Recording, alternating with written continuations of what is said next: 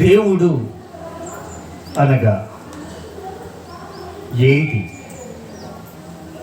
అసలు మనమెవరం, దేవుడెవరు? అసలు దేవుడు ఎక్కడ ఉండాలనుకుంటున్నాడు? మనల్ని విడిచిపెట్టి దూరంగా ఉండాలనుకుంటున్నాడా? మరో లోకంలో ఉండాలనుకుంటున్నాడా? ఇక్కడే ఉండాలనుకుంటున్నాడా? మనతో ఉండాలనుకుంటున్నాడా అని ఒక్కసారి బైబిల్ ఆలోచిందా ప్రియ సహోదరులారా. ప్రియ సహోదరులారా, దేవుడు అనగా మనం అనుకుంటాం ఆయన దేవుడు, మనం మనుషులు అనుకుంటాం. దేవుడు అంటే ఎవరో కాదండి, మనలను మన కన్న తండ్రి. ప్రియ సహోదరులారా, మనలను మన కన్న తండ్రి అండి. మనందరికీ ఒకే ఒక్క తండ్రి అండి, ఆయనే దేవుడు అండి. అందరికీ అండి, అందరికీ. ఏమండి, మనం ఆలోచిస్తే ప్రియ సహోదరులారా, మీ తండ్రి మీకున్నాడు, నా తండ్రి నాకున్నాడు. నా తండ్రి గారి పేరు భోజనం. సచిన్ గారు, మీ తండ్రి గారి పేరు ఏంటండి? సచిన్ గారి తండ్రి గారి పేరు సుబ్బారాయుడు. అలాగే యేసురాజు గారి తండ్రి గారి పేరు కూడా మరి నాగభూషణం గారు. అంటే అలాగా మన శరీర సంబంధమైన తండ్రులు మనకున్నారు. కానీ మన అందరిలో ఉన్న ఆత్మకు మాత్రం తండ్రి ఒక్కడేనండి, ఆయనే దేవుడండి. మనందరికీ శరీర సంబంధమైన తండ్రులు అందరికీ ఉన్నారు. కానీ ఈ శరీరంలో నివసిస్తున్న ఆత్మకు మాత్రం ఒకే ఒక్క తండ్రి అండి, ఆయన దేవుడు అండి. మనం బాగా ఆలోచించాలి ప్రియ సహోదరులారా. మనం ఎప్పుడు కూడా ఆలోచనలోకి వెళ్ళకపోతే దేవుడు అంటే ఏంటో మనకు అర్థం కాదండి. వచ్చాం వెళ్ళిపోయాం అన్నట్టుగా ఉండకూడదండి. అలా సంవత్సరాల తరబడి, తరాల తరబడి క్రైస్తవులుగా పెరుగు మాత్రమే ఉంటున్నారు. కానీ ఏమండి, దేవునికి ఇష్టకరంగా మాత్రం మారలేకపోతున్నారండి. కనుక ప్రియ సహోదరులారా, చూడండి, శరీర సంబంధమైన తండ్రులు మనకు ఉన్నను. చూడండి, హెబ్రీయులకు రాసిన పత్రిక ఆ మాట చూస్తూ వెనక్కి వెళ్దాం. 12వ అధ్యాయము 9వ వచనాన్ని చూడండి ఒకసారి.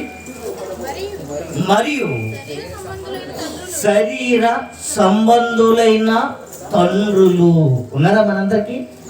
ఎవరి తండ్రి వారికి ఉన్నారండి, అంతేనండి. నా తండ్రి మీ తండ్రి కాలేడు, మీ తండ్రి నా తండ్రి కాలేడు. అవుతాడా? అవడ కదండి. ఎంత స్పష్టంగా రాశాడు చూడండి. తర్వాత మాట ఏముందండి? మరియు శరీర సంబంధులైన తండ్రులు మనకు శిక్షకులైంది, వారి యందు భయభక్తులు కలిగి ఉంటుంది. అట్లయితే ఆత్మలకు తండ్రి. ఇక్కడ శరీర సంబంధులైన తండ్రులు అన్నాడు. తర్వాత ఇక్కడ చూడండి, ఆత్మలకు తండ్రి అయిన వానికి, చూడండి, తండ్రి అయిన వానికి మరి ఎక్కువగా లోబడాలి కదా. తర్వాత యాకోబు 1:21 చూడండి, అక్కడ మనకి క్లియర్గా ఉంటుంది చూడండి. అందుచేత సమస్త కల్మోషమును విర్రమిగుచున్న దుష్టత్వమును మాని లోపల నాటబడిన ఇదిగోండి మీ ఆత్మలను రక్షించగలుగుటకు శక్తి గల వాక్యమును. అంటే వాక్యం దేనికట? ఆత్మలను కాపాడాలి. మన తండ్రి ఎవరట? ఆత్మట. ఎవరు? ఆత్మలకు తండ్రి. ఆత్మ సంబంధమైన వాక్యం. అసలు దేవుడు మనకు తండ్రేనా లేకపోతే దేవుడా అని ఆలోచించండి ఒకసారి. ఆది కాండానికి వెళితే ఏమన్నంత ప్రియ సహోదరులారా, మన పోలిక చొప్పున నరులను చేయటము. మన పోలిక అంటే మనది ఏ పోలిక? మనది ఏ పోలిక? ఆత్మది ఏ పోలిక అని? తండ్రి పోలిక, దేవుని పోలిక, శరీర సంబంధమైన తండ్రుల పోలిక. ఆత్మ మాత్రం దేవుని పోలిక. మన దేవుడు ఆత్మ గనుక ఆయన ఆరాధించువారు ఆత్మతోను సత్యముతోను ఆరాధించాలట. మన 6వ అధ్యాయం ఏముంటుంది? ఆత్మయే జీవింప చేయుచున్నది, శరీరము కేవలం నిష్ప్రయోజనం. చూడండి, ఆత్మయే జీవింప చేస్తుందట. ఆ ఆత్మ ఎవరిది? దేవుళ్ళలోంచి వచ్చింది. దేవుడు ఎవరు అసలు? ఇప్పుడు ఆలోచించండి, ఈ ఆత్మ ఎవరిది? దేవుళ్ళలోంచి వచ్చింది. ఆత్మలకు తండ్రి దేవుడు. చూద్దాం ఒక్కసారి, ఆలోచిద్దాం. ఆత్మలకు తండ్రి ఎవరు? ప్రియ సహోదరుల, మన పోలిక చొప్పున నరుల చేయుదము. ఇక్కడ ఇంకొకటి 6వ అధ్యాయం ఏముంటది? ఆత్మయే జీవింప చేయుచున్నది, శరీరము కేవలము నిష్ప్రయోజనం. ఎన్నో వచ్చిన 63వ వచనం. 6వ అధ్యాయం 63వ వచనం ఏముందో చూడండి. అక్కడ ఆత్మయే జీవింప చేయుచున్నది, శరీరము కేవలం నిష్ప్రయోజనము. మనం శరీర సంబంధమైన తండ్రులకి భయపడతాం, కానీ ఆత్మలకు తండ్రి అయిన దేవునికి భయపడతామండి? భయపడం ప్రియ సహోదర. కానీ ఆ ఆత్మకు నశింపు అసలు. శరీరం ఎంతండి? పుట్టిన దగ్గర నుండి మరణించే రోజు వరకు నీ శరీరానికి ఉపయోగం, నీ ఆత్మకు ఉపయోగం. ఈ ఆత్మ ఈ శరీరం నుంచి వెడలి బయటకు వెళ్ళింది అనుకోండి, శరీరం ఏమైపోతుంది? నిష్ప్రయోజనంగా మారిపోతుంది. నిష్ప్రయోజనంగా ఈ శరీరం, ఈ 5 అడుగుల ఆకారం నిష్ప్రయోజనంగా మారిపోయింది అనుకోండి, వెంటనే ఏం చేస్తారో తెలుసా? దీన్ని ఏం చేయాలా అన్న సంగతిని ఆలోచిస్తారండి గ్రామస్తులు, పెద్దలు, కుటుంబం కలిసి. చూసారా? మన ఆత్మలకు తండ్రి మన పోలిక చొప్పున నరులను చేయుదాము. మన పోలిక, మన అంటున్నాడు చూడండి. మన అంటే పరలోకంలో దేవుడు ఉండే స్థలంలో ఇంకా జనం ఉన్నారా? కుటుంబం ఉందా? నరుడు అంటే రక్త మాంసాలు కలిగిన వారు. మనం కుటుంబం అనుకుందామండి. పైన కుటుంబం ఉందా? అసలు వాళ్ళెవరు, మనమెవరు? చూడాలండి ఈరోజు. ఆలోచిద్దాం, అందరము కలిసి ఆలోచిద్దాం ప్రియ సహోదరులారా. ఎవరు పెడచెవును పెట్టొద్దండి. అందరము కలిసి సమానంగా ఆలోచిద్దాం. తప్పుదో ఒప్పిదో పరిశీలిద్దాం. చక్కగా పరిశీలించినప్పుడే అందులో ఉన్న భావన మనకు అర్థమవుతుంది ప్రియ సహోదరులారా. లేకపోతే అర్థం కాదండి. మన పోలిక అంటే ఏకవచనమా బహువచనమా అనేది? మన అంటే ఇంకా ఎవరో ఉన్నారని దానికి అర్థం.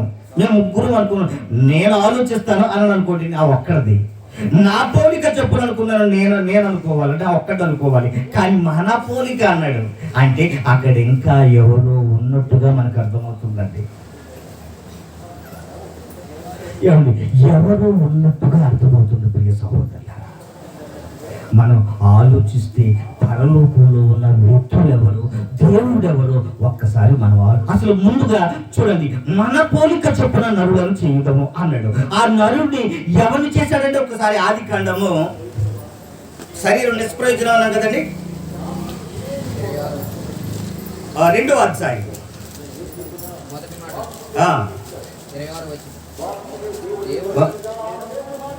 7వ వచనం అనుకుంటా. 2వ అధ్యాయం 2వ అధ్యాయం నేల మట్టితో నరును నిర్మించి వారిని నాసిక రంధ్రములలో జీవవాయువును ఊదగా నరుడు జీవాత్మాయను. నరుడు నిర్మించాడట దేనితోటి? నేల మంటితో. అప్పుడు జీవవాయువును ఊదాడట. ఆ జీవవాయువే ఆత్మ ప్రియ సహోదరుల. మన దేవుడు ఎవరు? ఆత్మ. ఆ ఆత్మని ఊదాడు నరును నిర్మించిన తర్వాత. అప్పుడు నరుడు జీవించే ప్రాణి అయ్యాడు, ఆత్మ అయ్యాడు. ఇప్పుడు ఆ ఆత్మ నరులో నివసించింది అనుకోండి, నరుడికి ప్రయోజనం ప్రయోజనమే, లేదా ఈ శరీరం ఏమైపోతుందట, నిష్ప్రయోజనంగా మారిపోతుందట.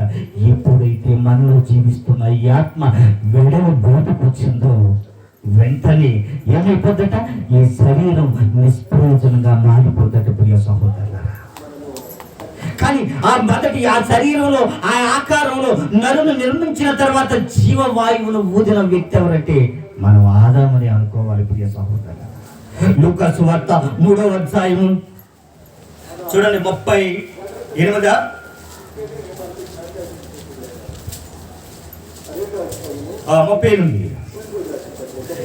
లూకా సువార్త కేయినాను ఎనోచుకు, ఎనోచు షేతుకు, షేతు ఆదాముకు, ఆదాము దేవునికి కుమారుడు. ఎలాగయ్యాడు ఆదాము దేవునికి కుమారుడు? కన్నడా? ఆదాము తల్లి గర్భం నుంచి వచ్చాడండి. నరును నిర్మించి జీవవాయువును ఊదగా జీవాత్మయుడు. ఆ జీవాత్మే ఆదాము ప్రియ సహోదరులారా. ఆదాము ఎవరట? దేవునికి కుమారుడట ప్రియ సహోదరులారా. ఆ ఆదాము నుంచే చూడండి అపోస్తుల కార్యాలు 17వ అధ్యాయము 26వ వచనాన్ని చూడండి ఒక్కసారి. ఏముందో? యావత్ భూమి మీద కాపురం ఉండుటకు ప్రతి జాతి మనుషులను సృష్టించి ఒకరి నుండే ప్రతి జాతి మనుషులను చెప్పాలి మళ్ళా. మరియు యావత్ భూమి మీద కాపురం ఉండుటకు ఆయన ఒకరి నుండే ప్రతి జాతి మనుషులను సృష్టించాడు ప్రియ సహోదరులారా. ఒక ఆదాము నుంచే. ఏమండి, ఈ మనుషుల్ని సృష్టించక ముందు ఏమండి ఈ పరిశుద్ధాత్ముడు మన పోలిక అన్నారు కదండి. ఈ ఆదామును సృష్టించారు మన పోలిక చొప్పున. ఇప్పుడు మననే వాళ్ళు ఎవరో ఒకసారి ఆలోచన ప్రియ సహోదరులారా. ఆలోచించి అక్కడికి వెళదాం.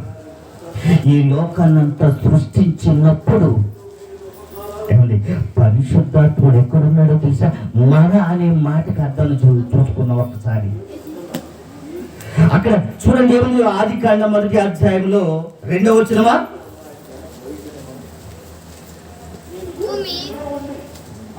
చూడండి, అల్లాడుచుండెను, ఆత్మ అల్లాడుచుండెను చూడండి 2వ వచనం. భూమి నిరాకారముగాను శూన్యముగాను ఉండెను, చీకటి అగాధ జలముల పైన కమ్మి ఉండెను, దేవుని ఆత్మ జలముల పైన అల్లాడుచుండెను. దేవుని ఆత్మ అల్లాడుతుందట. ఎప్పుడు? దేవుడు ఈ లోకాన్ని కలిగిస్తున్నప్పుడు, సృష్టిస్తున్నప్పుడు పరిశుద్ధాత్ముడు అక్కడ ఉన్నాడట ప్రియ సహోదరులారా. అల్లాడిపోతున్నాడట. ఈ సృష్టికి కాపుదల కాయాలా, లేదా దేవుడు చేస్తున్న ఈ ప్రకృతికి చేస్తున్నప్పుడు ఆ భయంకరమైన శబ్దాలకు అల్లాడిపోతున్నాడా? ఒక్కసారి ఆలోచించండి. దేవుడు సృష్టిని చేస్తుంటే వెనుక అల్లాడిపోతున్నాడు అట్లా సృష్టిని చేస్తున్నప్పుడు. అక్కడ ఉన్నాడండి పరిశుద్ధాత్ముడు. ఇక తర్వాత మనం అన్ని ఆలోచిస్తే ప్రియ సహోదరులారా, దేవుడు కలిగించెను దేవుడు దేవుడు దేవుడు అని ఉంటుందండి. అక్కడ దేవుని ఆత్మ అనేది కనిపించదు. సృష్టిలోనే పరిశుద్ధాత్ముడు అక్కడ ఉన్నాడు ప్రియ సహోదరులారా. ఇకపోతే యేసు ప్రభు కూడా ఎక్కడున్నాడో చూద్దామా? యేసు ప్రభు కూడా సృష్టిలో ఎక్కడున్నాడో చూద్దామా? చూడండి ఒక్కసారి. అప్పుడు అక్కడ ఉన్నారు, ఇప్పుడు ఎక్కడున్నారు అనుకుంటున్నారో చూద్దాం ప్రియ సహోదరులారా. 8వ అధ్యాయము 22వ వచనం, సామెతల గ్రంథం 8వ అధ్యాయము 22వ వచనం దగ్గర నుంచి చూడండి ప్రియ సహోదరులారా. ఆ పూర్వకాలమందు పూర్వకాలమున తన సృష్టి ఆరంభమున తన కార్యములలో ప్రథమమైన దానిగా యెహోవాను కలుగజేశాడు. తర్వాత అనాది కాలము మొదలుకొని మొదటి నుండి భూమి ఉత్పత్తి అయిన కాలమునకు పూర్వము నేను నియమింపబడుతున్న భూమి లేదట. సృష్టి తన కార్యములలో కూడా ప్రథమమైన దానిగా ఉన్నాడట యేసు ప్రభు. తర్వాత చూడండి 4 ప్రవాహ జలములు లేనప్పుడు, నీళ్లతో నిండిన ఊటలు లేనప్పుడు నేను పుట్టి తిని, పర్వతములు స్థాపింపబడక మునుపు, కొండలు పుట్టక మునుపు, భూమిని దాని మైదానమును ఆయన చెయ్యక మునుపు, నేల మట్టిని రవ్వంతయు సృష్టింపబడక మునుపు నేను పుట్టి తిని. తర్వాత ఆయన ఆకాశ విశాలమును స్థిరపరిచినప్పుడు, మహా జలముల మీద మండలములను నిర్ణయించినప్పుడు నేనక్కడ నుంటిని. ఎవరు? యేసు ప్రభువు వారు కూడా. ఎవరు ఇంకా మన కింద చెప్తే బాగా అర్థమవుతుంది. ప్రియ సహోదరులారా, యేసు ప్రభు కూడా అక్కడే ఉన్నాడండి. అందుకే మన పోలిక ఉన్నాడు. ఇందుకు సృష్టి ఆరంభంలో ఉన్నాడు ఈయన, ప్రారంభంలోనే ఉన్నాడు ఈయన ఉన్నాడు, పరిశుద్ధాత్ముడు ఉన్నాడు. ప్రియ సహోదరులారా, ఇప్పుడు చూడండి, క్రీస్తు అక్కడ ఉన్నట్టుగా అపోస్తులు చూడండి, అపోస్తులు సాక్ష్యమిస్తూ ఉన్నారు. ప్రియ సహోదరులారా, సృష్టి ప్రారంభంలో ఉన్నట్టుగా. మొదటి యోహాను పత్రిక 1వ అధ్యాయం చూడండి, ఒకసారి 1వ వచనం చూడండి.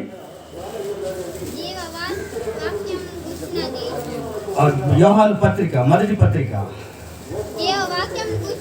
ఆ జీవవాక్యమును కూర్చున్నది ఆది నుండి ఏది ఉండెనో, మేమేది వింటిమో, కన్నులారి ఏది చూచితిమో, ఏది నిదానించి కనుగొంటిమో, మా చేతులు దేనిని తాకి చూచెనో అది మీకు తెలియచేయుచున్నాము. ఆ జీవము ప్రత్యక్షమాయను, తండ్రి యొద్ద ఉంది. ఎక్కడుందట ఈ జీవవాక్యం? తండ్రి యొద్ద ఉందట. అంటే వాక్యం అంటే ఎవరు? వాక్యం అంటే ఎవరు? యేసు ప్రభువేనా? వాక్యం అంటే యేసు ప్రభువేనా? మళ్ళీ చెప్పాలా? ఎవరు ఒకసారి చూడండి, ఎందుకంటే మళ్ళీ డౌట్ ఎందుకు మనకి? చూడండి, యోహాను సువార్త 1వ అధ్యాయం.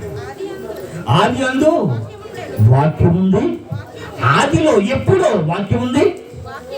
వాక్యము దేవుని యొద్ద ఉందట. వాక్యము దేవుని యొద్ద ఉందట. వాక్యము దేవుని యొద్ద ఉందట.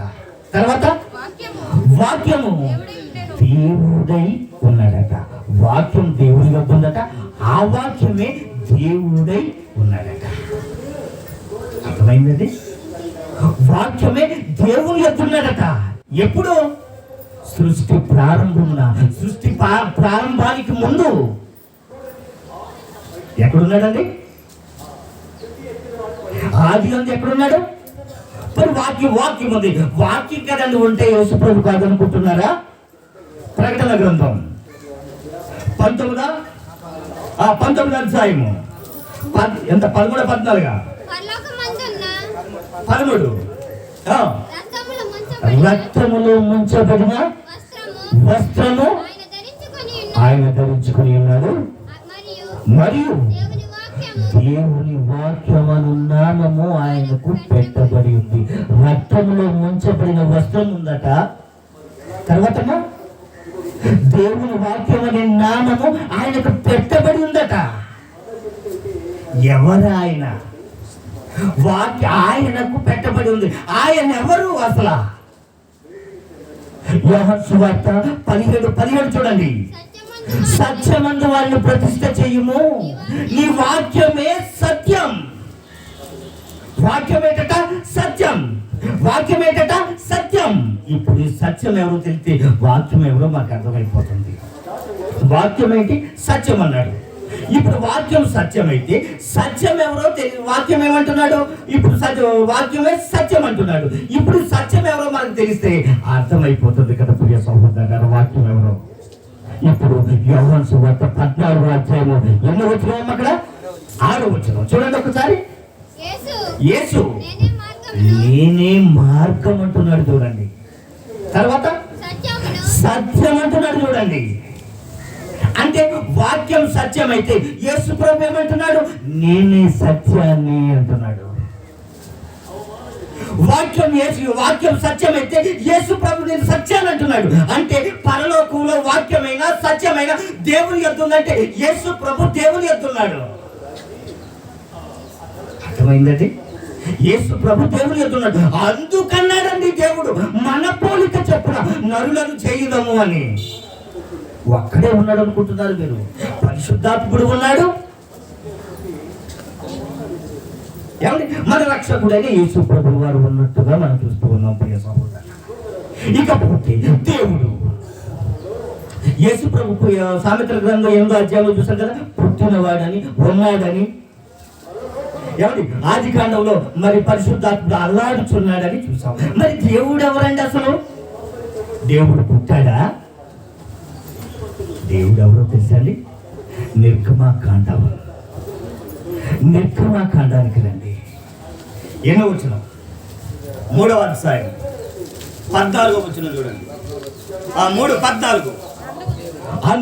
అందుకు దేవుడు, నేను ఉన్నవాడని దేవుడు అంటే, అందుకని మన ఆత్మలకు చావు లేదు అంటున్నాను. మన ఆత్మలకు అందరికీ తండ్రి అయిన దేవుడు ఒక్కడే అంటున్నది. అందుకునే ఆయన ఉన్నవాడి పోలిక, ఆయన స్వరూపం మనమందరం. శరీరం మాత్రం నిష్ప్రయోజనం. బలాన్ని బట్టి 70, 80 బ్రతకొచ్చు, అంతకు మించి ఆయుష్ లేదండి భూమి మీద మనిషి. ఆయన ఉన్నవాడు ప్రియ సహోదరులారా. ఆయన్ని చూడండి, పరిశుద్ధాత్మ ప్రేరణలో అపోస్తుడైన పౌలు గారు ఆయన్ని ఏమంటున్నారో తెలుసా? దేవుణ్ణి నేను ఉన్నవాడు అంటున్నాడు. చూసారా? ఆయన మనకి ఏమవుతున్నాడో చూడండి ఒక్కసారి. 1 కొరింథీయులకు రాసిన పత్రిక 8వ అధ్యాయం అనుకుంటా, చూడండి ఒక్కసారి దయచేసి ప్లీజ్. ఎన్నో వచనం అంటే 5, 6 వచనాలు కలిపి ఉన్నాయి. ఆకాశమందైనను, అక్కడి నుంచి చదవండి. భూమి మీదైనను అమ్మా దేవతలు అనబడినవి ఉన్నను, మనకు ఒక్కడే దేవుడున్నాడు. ఆయన ఏంటట? ఆయన తండ్రి. అంటే దేవుడు అంటే ఏంటో మనకు అర్థమవుతుందా?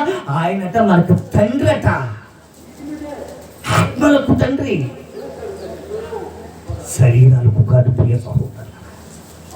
శరీరాలకు మనకి కావాల్సిన తండ్రులు ఉన్నారు, కానీ ఆత్మలకు తండ్రి ఒక్కడేనండి.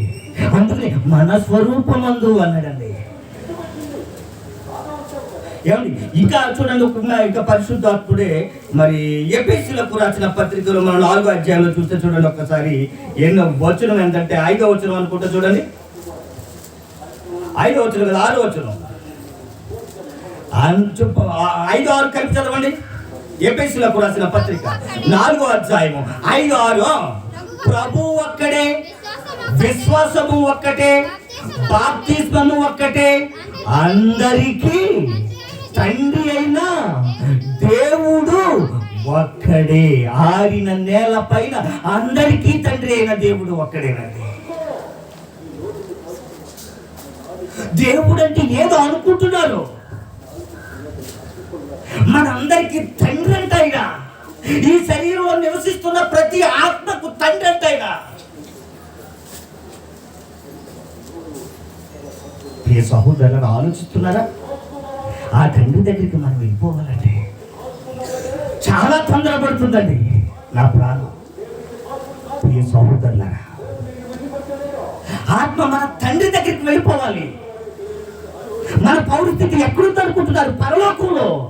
మన ఊరే పరలోకం. సచిన్ గారు ముందు చెప్పారు కదా, మన ఊరేదని. నా ఊరేదని చెప్పలేదండి ఆయన అక్కడ. అది మీరు సరిగ్గా అర్థం చేసుకోలేదు. నా ఊరేది, మీ ఊరేదని లేదండి ఆయన అక్కడ. ఏమని తెలుసా? మన ఊరేది అన్నాడు.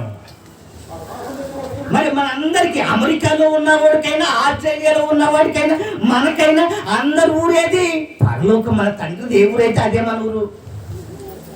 నువ్వు అది ఏమంటావు? తండ్రి మా ఊరు ఏదనుకుంటున్నావు? సగినేటి పిల్లని చెప్తావు అంతేనా? లేదా తండ్రిది మరి రాజులు అనుకోండి, మా ఊరు ఏదనుకుంటున్నావు? రాజులు అని చెప్తావు. తండ్రిది ఏ ఊరు అయితే ఆ ఊరు మంది అవుతుంది, అంతే కదండి. అలాగే మన తండ్రి ఎక్కడున్నాడట? పరలోకంలో ఉన్నాడండి. ఆయన అందరిలోనూ ఉన్నాడండి. ఆ మాట ఉంటే చూడండి, ఎఫెసీయులకు రాసిన పత్రికలోనే ఉంటుంది చూడండి, 4వ అధ్యాయం అందరికీ తండ్రి అయిన దేవుడు ఒక్కడే. తర్వాత ఆయన అందరికీ పైగా ఉన్నవాడై అందరిలోనూ వ్యాపించి అందరిలోనూ ఉన్నాడట. అది ఆయన స్వరూపం, అది ఆయన పోలిక. చూసారా, దేవుడు అంటే మనమేమనుకుంటున్నామో తెలుసా? దేవుడు అంటే ఏమండి సింపుల్గా చూస్తామండి. ఒక అట్టుపుల్కేలో ఒక కేజీ మిక్చర్ ప్యాకెట్ ఇచ్చేస్తే దేవుడు ఆశీర్వాదం లంచాలు పట్టడానికి అలవాటు పడతాం మనం. పాస్టర్ గారికి 10 రూపాయలు ఇచ్చి ప్రార్థన చేయండి అంటాం, లంచం. ఆయనకి కావాల్సింది ఏంటో చూస్తే ఆశ్చర్యపోతారండి. కానుకలు ఇవ్వటం మంచిది కాదని చెప్పట్లేదండి. ముందు కానుకంటే ముందు మీ హృదయాన్ని ఇవ్వాలి, హృదయాన్ని ఇవ్వాలి. ఇప్పుడు పౌలు గారు కొరింథీ పట్టణానికి చెప్పాడు ఆయన తండ్రి అని, ఎఫెసీ పట్టణానికి చెప్పాడు తండ్రి అని, అందులో ఉన్నామని చెప్పాడు. ఇప్పుడు యేసు ప్రభుని అడుగుదామా? యేసు ప్రభుని అడుగుదాం. మరి యేసు ప్రభు కూడా చెప్పాలి కదండి. పౌలు కదా చెప్పింది, పరిశుద్ధాత్ముడు కదా చెప్పింది, పౌలు చెప్పాలిగా. ఆయన తండ్రి అని పౌలు యేసు ప్రభు చెప్పాలిగా. పౌలు చెప్పాడు, యేసు ప్రభు ఎక్కడ చెప్పాడు అని అంటారా? చూద్దామండి, అది కూడా చూద్దామండి. ఆయన నాకే తండ్రి అన్నాడా? మనందరికీ తండ్రి అన్నాడా? నాకు మాత్రమే తండ్రి అని అన్నాడా? మనందరికీ తండ్రి అన్నాడా దేవుడు? ఆయన లేదనుకోండి, పౌలు గారు ఇక్కడ అందరిలో వ్యాపించి అని అందండి, ఆత్మలకు తండ్రి అని అనరండి. వాళ్ళు అన్నారు అంటే యేసుప్రభు అనే ఉండాలండి. యోహాను సువార్త మనం చూసినట్లయితే, యోహాను సువార్త చూడండి ఒకసారి, 20వ చూడండి ఒకసారి, అధ్యాయం చూడండి.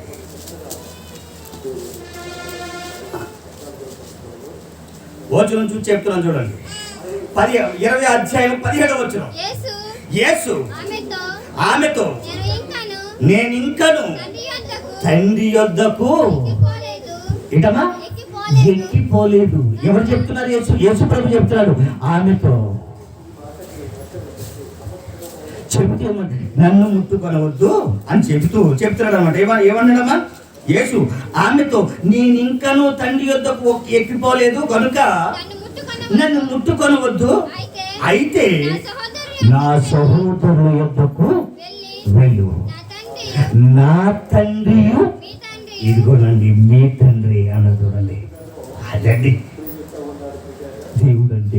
మొక్కటానికే పనిచేస్తాడు అనుకోకండి.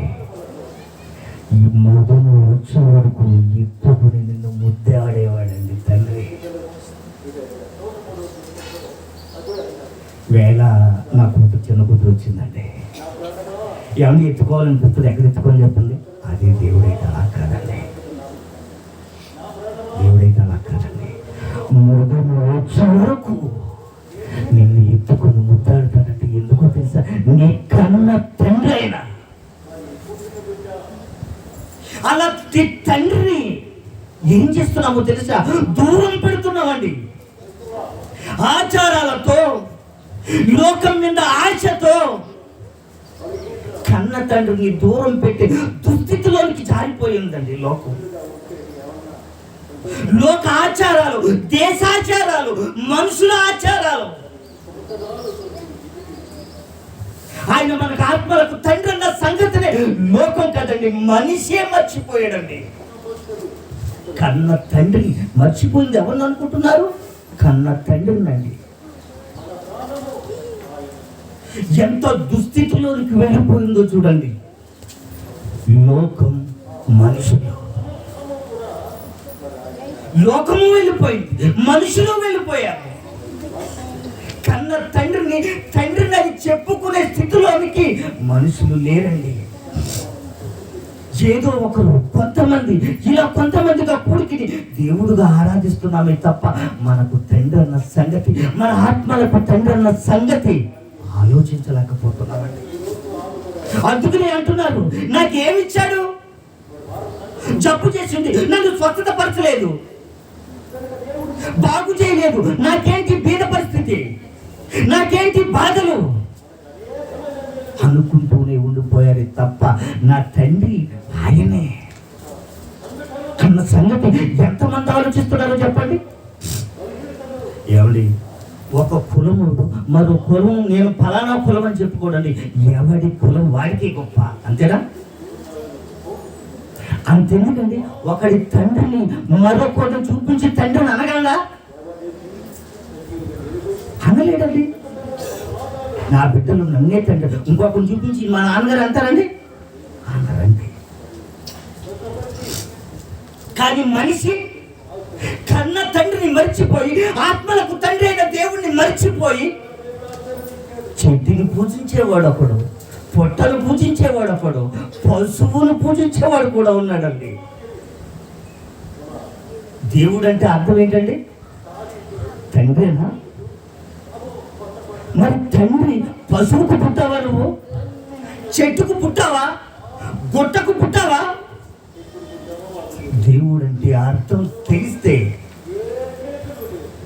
ఒక పూట భోజనం పెట్టకపోయినంత మాత్రం నువ్వు తండ్రి కాదంటావా? భిక్షగాడు రోడ్డు మీద అడుక్కున్నా సరేనండి, నా తండ్రి తనే అని అడిగాడు చెప్పాలండి. అది నీతివంతమైన మనిషివాడు. ఒకవేళ మెంటల్ వచ్చి రోడ్డు మీద పారిపోవడానికి విడిచిపెట్టేస్తావా నీ తండ్రిని? అయితే వెతికిస్తావు, పోలీస్ కేసులు పెట్టి నా తండ్రి తప్పిపోయాడని వెతికిచ్చి తెచ్చుకుని ఇంట్లో పెట్టుకుంటావు, జాగ్రత్తగా బంధించుకుంటావు, వైద్యం చేయించుకుంటావు వృద్ధాప్యానికి వచ్చిన నీ తండ్రిని. కానీ ఈ ఆత్మలకు తండ్రి అయిన దేవుడు ఏం చేస్తున్నారు తెలుసా? మతాల పేరుతో, కులాల పేరుతో పక్కన నెట్టేశారు కదంటారా? ఒక్కసారి ఆలోచించండి, అప్పుడు అర్థమవుతుంది దేవుని బాధ. ఏమంటున్నాడు యేసు ప్రభు? ఏమంటున్నాడు? మళ్ళీ చూడండమ్మా ఒకసారి. యేసు ఆమెతో, నేను ఇంకను తండ్రి యొద్దకు ఎక్కిపోలేదు గనుక నన్ను ముట్టుకొనవద్దు. అయితే నా సహోదరుల యొద్దకు వెళ్ళి నా తండ్రియు మీ తండ్రియు, నా దేవుడును తండ్రి ఆయనే, దేవుడు ఆయనే. ఎంత చక్కగా చెబుతున్నాడో చూడండి. ఆలోచించారా? ఎంత చక్కగా చెబుతున్నాడో చూడండి. దేవుడు అంటే ఎవరు అని చెప్తున్నాడు చూడండి. అలాంటి గొప్ప దేవుణ్ణి ప్రతి జాతి మనుషులను గుర్తుపెట్టుకోండి ఒకసారి. అపోస్తుల కార్యాలు 17వ అధ్యాయము 26వ వచనంలో, అంటే పుట్టుకతోనే జాతులు విడదీశాడు అనుకోకండి.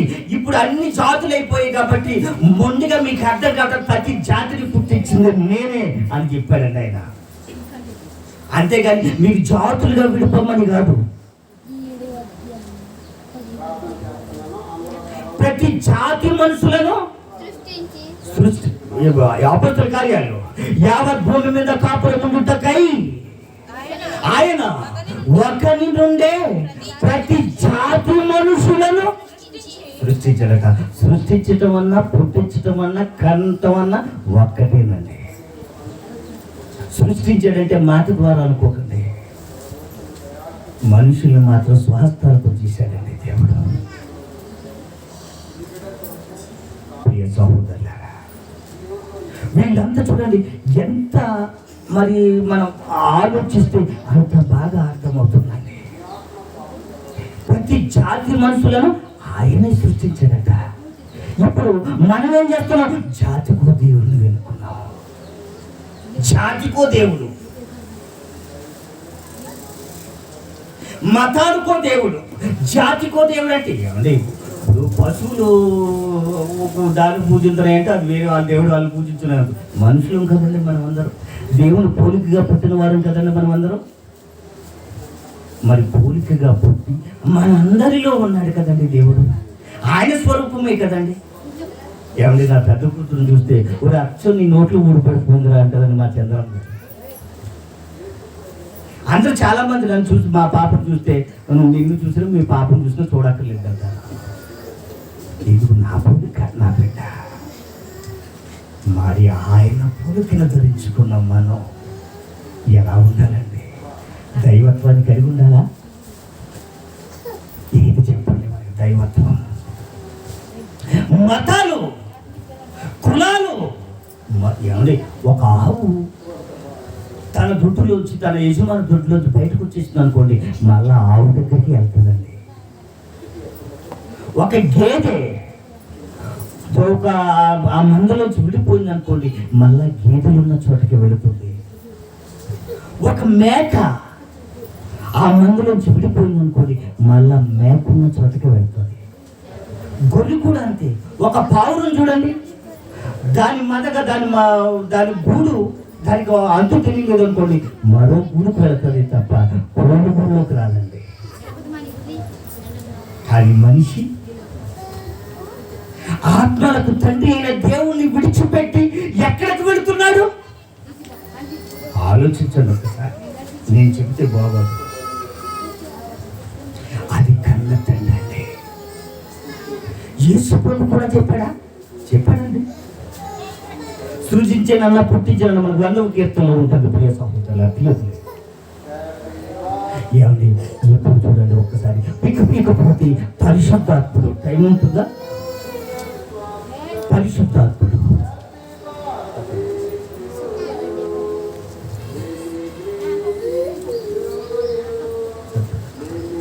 ప్రియ సహోదరులు, నెక్స్ట్ యేసు ప్రభు వారి గురించి, పరిశుద్ధాత్మ గురించి, వాళ్ళెప్పుడు అక్కడే ఉన్నట్టు, వాళ్ళు ఎవరు ఏం చేస్తున్నారు అవన్నీ చూపిస్తాను ప్రియ సహోదరులు. మరి మన పరలోకమందును భూమిలో కుటుంబం మన అందరూ ఒక్కటేనండి. తండ్రి కుమారులు ఇద్దరు దేవుని పిల్లమైన మనమందరము ఒకే ఒక్క కుటుంబం. అందరికీ తండ్రి అయిన దేవుడు ఒక్కడే. ఆయన అందరిలోనూ ఉన్నాడు, అందరిలోనూ వ్యాపించి అందరిలోనూ ఉన్నాడు ప్రియ సహోదరులు. కనుక మన అందరము దేవుని పిల్లలమండి. ఆయనే మనకు దేవుడు అండి, ఆయనే మనకు తండ్రి అండి. కనుక ఈ నిజాన్ని తెలుసుకుని మొన్న మా సహోదరుడు అయ్యగారి సంఘంలో ఒక ఆయన అంటున్నాడట, నాకు జ్వరం వచ్చింది, నేను ఎందుకు రావాలి గుడికి అంటున్నాడట. అది మీకు ఇంకా తెలుసుండదు అయ్యగారు. తండ్రి, నేను ఎందుకు రావాలి? జ్వరం తగ్గలేదు. జ్వరం తగ్గకపోతే మానేస్తావా? ఆలోచించండి. ఆయన తండ్రి అండి. బిడ్డకు జ్వరం వస్తే ముందుగా ఆలాడేది ఎవరు? తండ్రేనండి, తండ్రి అండి. కనుక నీ సమస్యలు పాలేదనుకోకు, నీ తండ్రి ఒడిని మాత్రం విడిచిపెట్టుకో.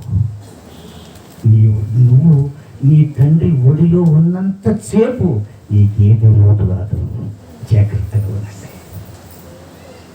కనుక ప్రియ సహోదరులారా, దేవుడు ఏ వారు ఏం మాట్లాడతాడో ఆయన తెలియదు. కనుక జాగ్రత్త కనుకుని దేవుని మాటలు వినటానికి రండి. వాక్యం అంటే ఎవరు? మనం చెప్పుకున్నాగా, వాక్యం అంటే ఎవరు? యేసుక్రీస్తు. ఇప్పుడు మీరు బైబిల్లో ప్రతి మాట మీతో మాట్లాడుతున్నాడంటే దేవుడే మీతో మాట్లాడుతున్నట్టు లెక్క. నేను ఇప్పుడు బైబిల్ చదువుకుంటున్నాను అనుకోండి, ఎవరితో గంట చదువుకున్నాను అనుకోండి బైబిల్ అనుకున్నాం కొద్దిసేపు. బైబిల్ చదువుకుంటున్నప్పుడు బైబిల్లో అక్షరాలు పదాలు నా హృదయంతో మాట్లాడుతూ ఉంటాయి. అంటే యేసుక్రీస్తే, వాక్యమై ఉన్న యేసుక్రీస్తే నాతో మాట్లాడుతున్నాడు. గంట సేపు మాట్లాడాడు. అంటే గంట చదివాను కాబట్టి 2 గంటలు చదివితే 2 గంటల సేపు నేను బైబిల్తో ఉన్నాను.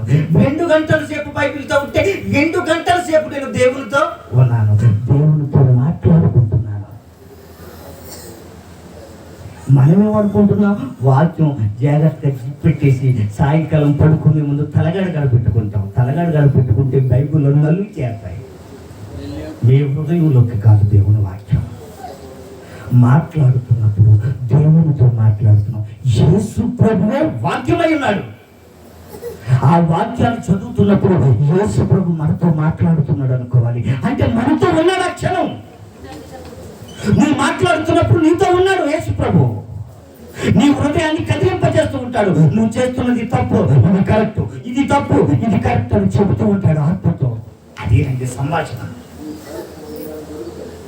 కనుక ప్రియ సహోదరులారా, వాక్యంతో సావాసం చేయండి, బైబిల్తో సావాసం చేయండి. అది మనకి మంచిది, మన ఆత్మలకు మంచిది, మన కుటుంబాలకి మంచిది. దేవుడి పరిశుద్ధ వాక్యం మీ హృదయాలలో నింపి ఫలింపచేయును గాక. ఆమేన్. చేరవచ్చిన దేవుని పిల్లలైన మీ అందరికీ కూడా నా హృదయపూర్వక వందనాలు తెలియ